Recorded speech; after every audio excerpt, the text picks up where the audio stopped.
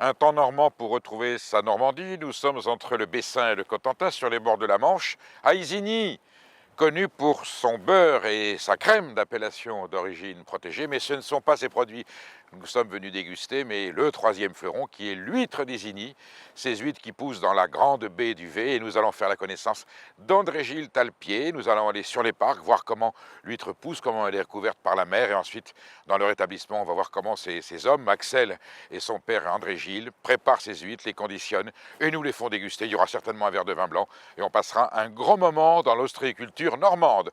Vous me retrouvez dans quelques minutes, je serai avec André-Gilles Talpier, les pieds dans l'eau.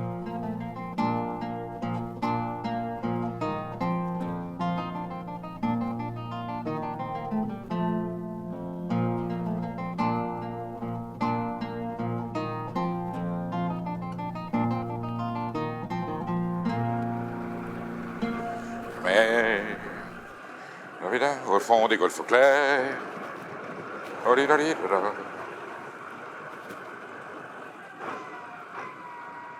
André-Gilles Talpier, on est où là?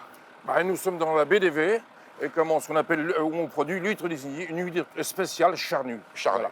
Et ça, c'est le cru Isigny, c'est ici que ça se passe. C'est ici que ça se passe. Entre Grand Camp et Isigny. Et Voilà. Grand Camp, alors Grand Camp et Jeufosse, Et Jeufosse. et l'eau qui vient principalement du secteur des Igny-sur-Mer, avec l'Or et la Vire qui déversent chez nous. Il faut de l'eau douce pour de l'huître. Hein. Il faut de l'eau douce pour avoir une huître charnue et faire une bonne croissance de l'huître aussi. Pour autant, c'est un terroir, ça, on est sur du sol, c'est important. Oui, mais justement, chaque secteur on situe, même si la baie des Vets n'est pas très très grande, il y a une production d'environ sur 150 hectares d'huîtres, mais d'un point à un autre, la qualité va être différente. Pourquoi c'est meilleur ici? Les huîtres ont de quoi manger, ont de quoi? C'est tout à fait ça. Les apports d'eau douce, avec ce mélange d'eau douce et d'eau de mer, Oui. enrichissent ce plancton et donnent cette saveur particulière avec ce petit goût sucré de l'huître quand elle est bien charnue. Compris. Et alors donc, on peut la manger aussi bien nature comme la faire cuisiner, quoi. C'est très Ça se intéressant. nourrit de quoi une huître quand à cet âge-là? Le plancton, des petits oligo-éléments? Voilà, c'est du plancton. C'est Elle du s'ouvre, plancton. elle capte, elle filtre. Voilà, Elle retient. et comme tous les bivalves, en fait, ils attendent que la mer remonte, ils s'entr'ouvrent un petit peu, et puis elle filtre l'eau, et en filtrant l'eau, elle capte ce Tout ça. plancton, toute cette nourriture. Alors il faut savoir aussi que l'huître, c'est un produit naturel. Donc quand il fait mauvais temps, elle s'en trouve uniquement pour respirer, et elle peut maigrir un peu, parce qu'elle vit sur son gras. Vous voulez dire qu'il peut y avoir un peu de tempête ici quelquefois? Oh Ça oui, bouge. malheureusement, là on vient de subir quand même des vents de nord-nord-est, Ah là, oui. et là ça cognait pas mal. On quoi. sort des équinoxes, là, 21 mars. c'est Voilà, pour ça. ouais. Et donc, mais on a eu pas mal de mauvais temps. Heureusement, on n'a pas eu de casque. Alors, quel est le principe, André-Gilles? On met des tables, ça s'appelle comme ça, Voilà, des alors poches, euh, avec les huîtres dedans. partout en Normandie, on met des tables en fer Oui, sur lesquelles on pose des poches. D'accord. Et les huîtres grossissent enfermées dans des poches en fonction de la taille des huîtres. Le maillage est différent, bien sûr.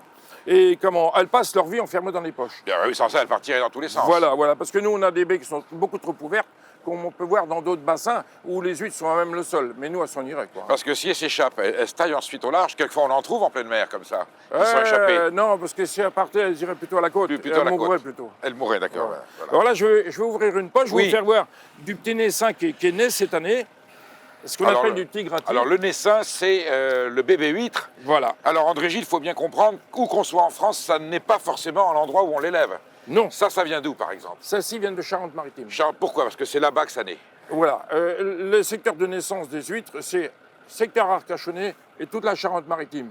Et en fonction des années, des fois un petit peu sur la Vendée, quoi. Hein. Les Bretons ont leur naissin aussi, quelquefois. Oui, ils en sortent Du côté un de peu. Cancale, je crois, un petit peu. Comment plutôt la Panne de Brèche. La Panne de Brest.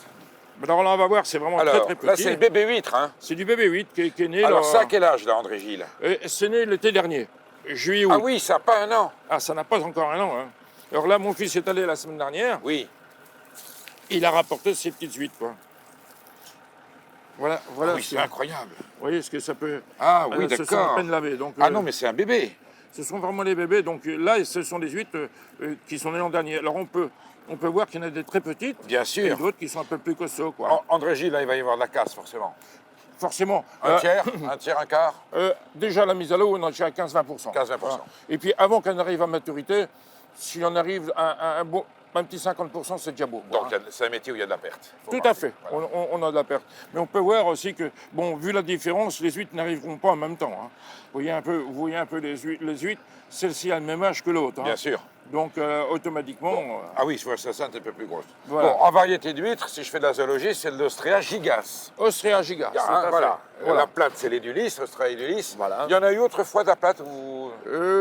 Ils ont fait des essais, mais ça ne pousse plus vraiment ici. Et pourtant, autrefois, il n'y avait que de la plate en France. Tout à fait. Voilà. Mais principalement aussi sur Cancale, dans le coin là-bas, où ils reproduisaient, où elles se reproduisaient d'elles-mêmes aussi. Hein. Et celle-ci, ben, il va falloir minimum 3 ans avant d'avoir dans l'assiette. Hein. Donc, ce qui veut dire qu'une huître, quand elle arrive dans votre assiette, elle a entre 3 et 4 ans. André Gilles, le secret d'une bonne huître, c'est le temps et la patience. On est d'accord. Voilà, Hein, voilà. Le bon ostréiculteur, c'est celui qui prend le temps de respecter la croissance. Tout à fait. Parce qu'on peut la pousser, l'huître, si on veut, comme un poulet de batterie. Hein. Oui, mais Si on veut y aller, là, quand il n'y a rien dedans, là, qu'un un peu de morve. Oui, hein. tout à fait. Par contre, si on veut qu'elle soit bien charnue, machin, il faut l'attendre. Il faut lui laisser le temps. Donc c'est un investissement et plus de risques. Et plus de risques. Magnifique. Il faut du temps. Du temps. Donc ça, c'est du petit qui est né l'an dernier. Bon, là, je vais avoir du mal à goûter. Hein. Ça va être un petit peu juste pour moi. Vous allez me trouver autre chose. Hein. Voilà.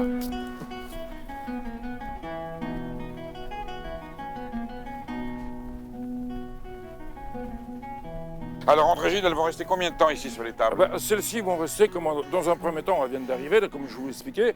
Elles vont rester 1 mois pour se refaire une petite santé. On Oui. va charger un peu les poches volontairement. Il y en a combien par poche? Oh, il y en a un minimum 5 000. 5 6 000. Il y a 5 000 Ah ouais. petites huîtres là-dedans. Voilà, énormément. Et au final, il faudra qu'il en reste combien? Ah, bah alors là, quand on va les ramener dans 1 mois, on n'en mettra plus qu'1 000 par poche. 1000 par poche. 1000 par poche à peu près. Elles vont passer 1 an à nouveau sur ces parcs à faire de la croissance. L'an prochain, en janvier à peu près, janvier-février, on va commencer à les ramener à l'établissement, les séparer en les criblant pour les remettre dans les poches un peu plus supérieures. Alors, de ces 1000, combien vont aller à la on ne sait consommation? pas, à la consommation. Je vous disais tout à l'heure, si il y en a un 50%, c'est très Une très moitié. bien. Donc 500, on en sauvera 500. Voilà, sur 1000. Alors, quand est-ce que je pourrais la goûter, celle-là? Oh, pas avant 3 ans d'ici. C'est-à-dire que 3 ans. En 2025. Ah ouais. Presque à la prochaine présidentielle, alors. Tout à fait. Ça va nous faire un mandat. Bon. Mais il est vrai que c'est un travail à long terme. On est obligé d'avoir nos petites huîtres, je dirais les bichonner pendant 3 ans. Ça, c'est le minimum. Minimum. Ça peut aller jusqu'à Oh, 4-5 ans des fois. la numéro 1. La numéro 1. La numéro 1, c'est-à-dire que ça fait un peu comme partout. Et certaines huîtres peuvent grossir plus vite les unes que les autres, quoi. Hein.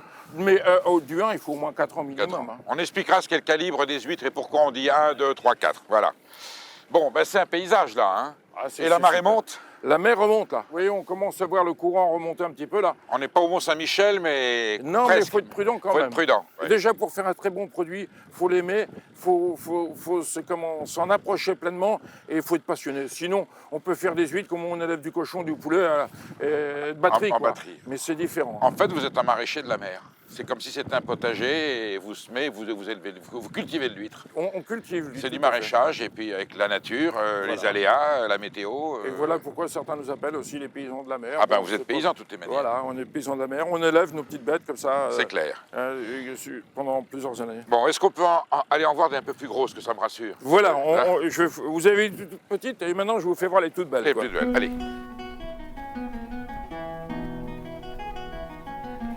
Pourquoi vous les déplacez? L'alimentation n'est pas la même? Voilà. Là où elles sont petites et ici? Comme vous avez dit, on est sur 2 communes, Oui. Jeffos, Grand Camp, Oui. la BDV et Isigny, quoi. Donc, sur Grand Camp, on fait la croissance des toutes petites, Oui. mais quand on veut que nos huîtres fassent de la chair et maintiennent leur chair, Oui. absolument, il faut qu'elles finissent leur croissance au moins 8 mois Oui. sur Jeffos, et ensuite elles ont leur chair et il faut la maintenir pour les garder là. Donc le terroir de Jeffos ou le miroir de Jeffos est plus fourni en Voilà. oligo-aliments. Oui, parce qu'on en C'est avait l'histoire de fait courant, de cette c'est l'histoire façon. de courant. Voilà. Non, mais il y a 4 rivières qui déversent chez Ah nous. oui, oui, Il y a l'Or, la Vire, la Oui. Taute et la Douve qui déversent chez nous comme ça. Donc automatiquement, les premiers parcs sur Jeffos prennent plus d'eau douce que les parcs de Grand Camp. Ah, la finition doit avoir une majorité d'eau douce, enfin un peu plus d'eau Voilà, douce. un peu plus d'eau douce.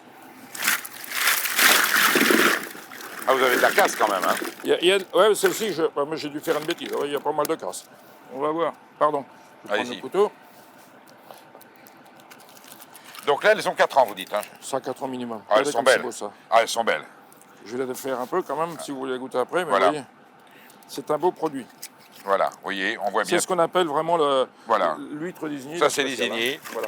Et là, par contre, celle-ci, il y a beaucoup. Vous voyez, l'huître est... hein, je la caresse, regardez, je la caresse. Je peux même vous la montrer, regardez.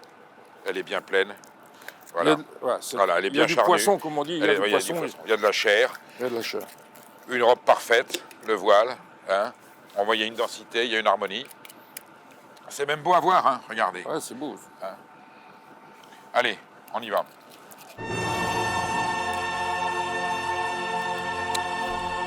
Ah, je plonge. On plonge là, on est dans la mer. Là, ouais. Là, on a toutes les saveurs. Et puis en plus, avec l'huître d'Isigny, on a, je dirais, on a un bouquet de saveurs après qui vous reste en bouche. C'est pas une huître qui est, comme certains vins. On dit un vin est un peu court, on le met en bouche, c'est agréable, il s'arrête tout de suite.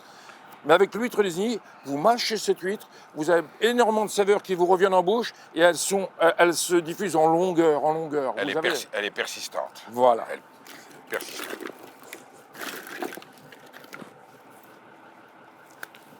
D'abord, il y a de la matière. J'ai de la mâche, ça croque, c'est charnu, c'est pas mou, c'est pas flasque. Et puis ça tient en bouche. Et quand on l'a avalé, exactement comme un vin en Caudalie, hein, le temps que ça dure sur le palais, elle persiste. Tout à fait, ouais. Ça, c'est de la pièce qui fait déjà... Alors, on est en quel calibre, là, André Gilles? Oh, là, c'est du zéro. Zéro. Ça fait de la pièce qui fait 130 grammes au minimum. Hein. Alors, il est vrai que c'est identique au plomb de chasse ou pour ceux qui font à la pêche, les hameçons. Plus le chiffre est gros, plus le produit est petit. Et bien sûr, bien sûr. C'est-à-dire que quand c'est du 0, c'est très gros, et quand c'est du 4 ou du 5, c'est très petit. Alors le calibre, c'est pas forcément la taille, c'est le poids aussi de l'huître. C'est le poids. Ça correspond aux deux. Quand nos poissonniers nous commandent des huîtres, ou quand vous achetez des huîtres, vous dites tiens, je veux du 3 ou du 2, vous savez, ça correspond. Il y a un nombre qui correspond à un poids dans un panier. On est à la fin de la bonne saison, mais aujourd'hui, il n'y a plus les mois sans air, c'est la même chose ou...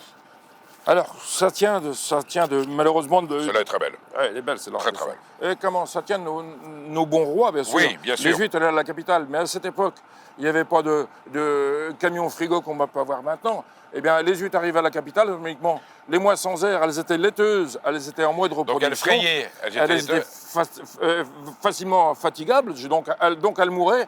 Les gens, certainement, étaient malades à cette époque. On dit... Les mois sans air, on n'en mange pas. Pour deux raisons. Il fait chaud, il n'y a pas d'air. Et deuxième chose, elles se reproduisent. Donc, et puis, maintenant, avec le transport frigo qu'on a, les huîtres partent de chez nous le matin, elles arrivent presque partout en France le lendemain matin. C'est pour ça. Il n'y a aucun problème. Hein. Mais elles sont quand même laiteuses quelquefois, on peut pas aimer. Tout à fait, le produit est totalement différent. Bon, cette saison, ça va encore. Mais quand on arrive chez nous, fin juin, on sent vraiment cette petite crème qui arrive, le lait de reproduction qui Et puis ça reprend encore au mois de septembre-octobre, c'est ça? Alors, elle délaite dans les points de reproduction, comme je dis, où on a nos huîtres en Charente-Maritime. Entre le 15 juillet et 15 août, elles pondent. Mais chez nous, c'est vraiment, il faut une cassure climatique, il faut un choc thermique. Et donc, des fois, ça peut être fin août, et des fois, ça peut être mi-septembre qu'elle délaite. Alors, elle n'est jamais meilleure que sur son lieu de production. Là, elle n'a pas bougé d'ici. Voilà, hein? Sur le site, comme ça, c'est directement vraiment, du producteur au consommateur. Avec un cadre comme ça, c'est super bon. On est sur le terroir, on a le paysage. Voilà. Puis on a le bonhomme qui s'est donné du mal pour nous faire ça. Voilà, il est vrai, quelque part. C'est bon, ça. Comme vous le dites, il y a de la mâche. Ah oui, il y a de la mâche. Et puis il y a de la longueur en bouche après. Il y a des saveurs qui restent. Elle tient bien. Celle-là, on fait la différence avec une huître qui est... Au bout de 2 secondes, il n'y a plus rien. Voilà, tout à fait. Allez. Ben, je vais vous proposer qu'on retourne à l'établissement parce que la mer va remonter. Eh ben, on va elle ne va pas nous donner le temps. Hein.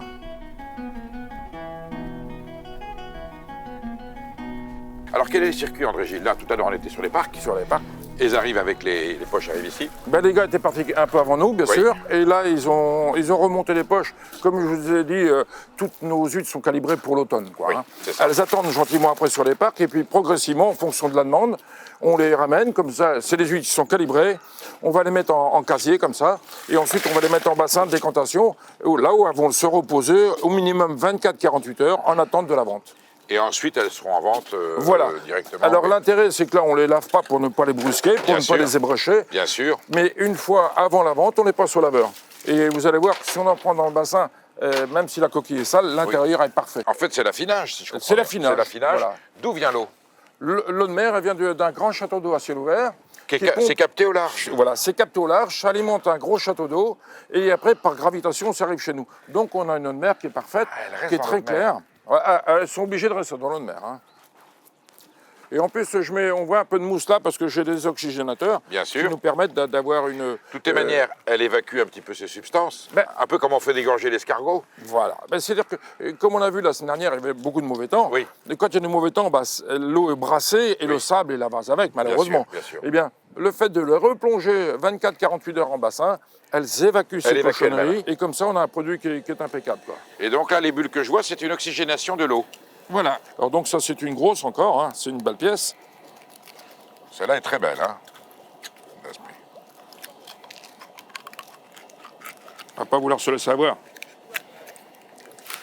Ouais, c'est beau ça. Ah oui, très Ça, belle. c'est beau. Celle-là, elle a quoi, 2-3 jours de bassin, un peu plus? Voilà, Vous voyez que, contrairement à ce qu'on a vu à la mer, l'huître est parfaite, il n'y a L'huître aucune est impureté parfaite. intérieure. Il ne doit pas y avoir Les aucune... valves sont impeccables. Voilà. Il ne doit pas Alors, y avoir de cochonnerie. Est-ce que le goût va changer après affinage? Ça va être un petit peu plus subtil, peut-être, ou par rapport à ce qu'on a goûté tout à l'heure? C'est vous qui allez me le dire. Bon, Mais sincèrement, elles sont très bien parce que ça ne change rien, c'est vraiment l'eau de mer là. Voilà. Donc c'est vraiment parfait.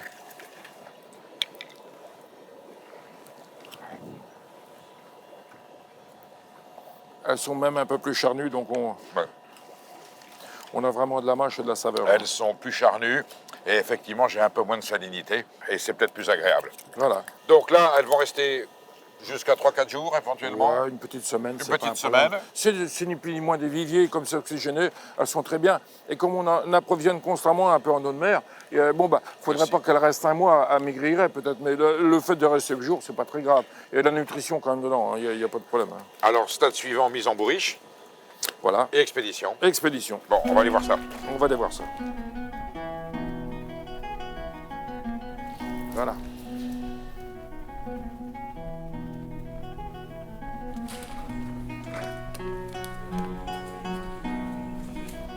Bon, André Gilles, on a vu la mise en panier. Tout à fait. De votre collaborateur qui a trié. Là, quand même, c'est un petit tri qu'il a fait. Et puis, C'était, comme j'ai expliqué au calibrage, on sait calibrer machine. Mais après ici, on affine vraiment la chose. C'est-à-dire qu'une huître qui est trop petite, on va la sortir. Mais aussi, chaque huître, on la prend et on la sonde pour ne pas, à nouveau, qu'il n'y ait pas une anomalie, que le consommateur n'ait pas une huître sèche. pour s'assurer qu'elle est bien pleine. Voilà, tout C'est le à petit fait. geste qu'on fait comme ça. Voilà, on voit bien qu'elle si est ça bien sonne creux, résistante. c'est Si qu'il ça y a un sonne problème. creux, c'est qu'elle a une petite anomalie. Hein. Alors, disposition bien à plat dans la, Voilà, dans la bourriche. Alors, il est vrai qu'on a vu les huîtres sont mises en bassin pour décantation, elles sont parfaites, mais aussi, ce qui est très très important, c'est le rangement dans un panier. Bien sûr. Ce qui va permettre à l'huître de se conserver assez longtemps. Alors là, j'ai combien d'huîtres dans ce... Dans ce panier, un 100 numéro 3. Un 100 de numéro 3. 8 douzaines de Ça, c'est 3. la numéro 3. Numéro 3. D'accord. Et il y en a 100 à peu près. Oui, c'est sûr, c'est Huit- compté. C'est compté. 8 c'est douzaines, compté. Voilà. avec un très joli emballage, ça protège. C'est-à-dire que ça fait un petit peu de publicité sûr, non, mais en c'est même très- temps. c'est Voilà. un bleu roi, Et au hein, moins c'est comme très- ça, voilà. très bien. Et quand les clients viennent sur une étale de poissonnier, ils reconnaissent, ils disent tiens, je veux la normande parce qu'ils voient que c'est des Et papiers. alors, la bourriche est identifiée. Voilà, en plus. Alors, qu'est-ce que vous avez mis dessus? Alors, là, c'est notre logo. La proue de bateau normand. Un dracard. Un dracard, avec l'huître qui sert de coque. Ah, ici, là, c'est lui, d'accord. Voilà. Voilà. Ensuite, forcément, c'est un produit français. Comme on exporte un petit peu, Bien on sûr. veut, même partout en France, on veut faire voir que c'est un produit français.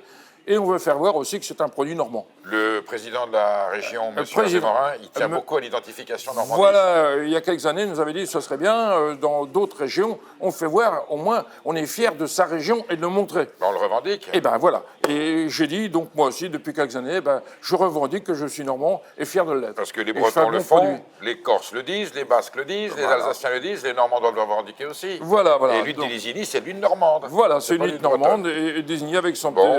logo. André Gilles et Axel, c'est la succession. C'est la- mon fils, c'est la mon suite fils de la qui vient maison. de reprendre l'entreprise. Bon, Voilà. rien que ça, c'est une belle étiquette. Hein. Voilà, je pense que c'est Donc pas ça mal. sera la bourriche qui est là. Et qu'est-ce qu'elle va devenir ensuite, cette bourriche? Cette bourriche, comment on va la fermer, puis elle va partir aujourd'hui sur un peu n'importe quelle table de France, je dirais, parce qu'on expédie un peu sur toute la France. On peut voir une fermeture, comment vous faites? Bien sûr. Alors, un petit peu de goémon. Toujours un peu d'algue, parce que ça rappelle un peu la mer, ça maintient le frais Et puis pour sur les le plateau, c'est bien Voilà. de... Et voilà. puis les poissonniers aiment beaucoup dresser les huîtres sur un lit d'algues. Hein. Voilà. Oh là, clac. Ouais, c'est très rapide et c'est très efficace parce que Attention les doigts, là. Hein. en principe, Très ça vite, n'arrive pas. Voilà. Ah, c'est Comme- formidable. Comme ça, le conditionnement est fait tout de suite et puis c'est impeccable pour le transport. Ça pèse combien, ça, André Gilles? Il y a 8 kilos de marchandises. 8 kilos de marchandises.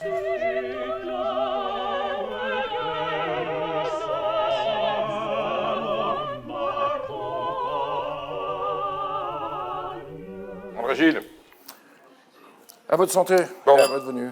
Merci. qu'est-ce qu'on boit? On a tout à l'heure du Chablis, du Sauvignon, du Muscadet, mais Muscadet, c'est bien. Oui, alors là, comment ma femme est de cette région, de comment... D'où est-elle? Tourangelle. Oui, ah bah Alors écoutez, donc voilà, j'ai un vin de petit producteur, comment un cépage Sauvignon. cépage Sauvignon de Touraine. Voilà. Et Un vin de Loire. Vous allez voir, et ça se suit très bien. Je trouve que c'est très bon avec. Un vin sec, fruité. Ah oui, Il a un joli goût de cassis un petit dedans. palais. C'est parfait avec. Hein. C'est un très beau mariage. Sauvignon de Loire Voilà. avec Lutre d'Isigny de chez André Gilles d'Aixel-Talpier. Merci. Monsieur Talpier, merci de nous avoir reçus. Ben, c'est un plaisir. J'espère Jolie que vous vous êtes promenade en régalé mer. aussi. Ah bah on a eu peur tout à l'heure. Hein, Ah, vous avez peur quand j'ai vu que la marée commençait à monter, j'ai dit on va rester coincé. Et puis on a toujours le bonheur de déguster vos huîtres. André Gilles, merci pour votre accueil. Et puis on reviendra goûter les autres millésimes. Hein. Tout à fait, avec grand plaisir. À bientôt. À bientôt. Bon, eh bien, je vous donne rendez-vous pour une prochaine France de Péricot et on sera sur des jolis endroits avec des gens passionnés et passionnants et on dégustera des choses merveilleuses qui font le bonheur d'être français. À bientôt sur Marianne TV.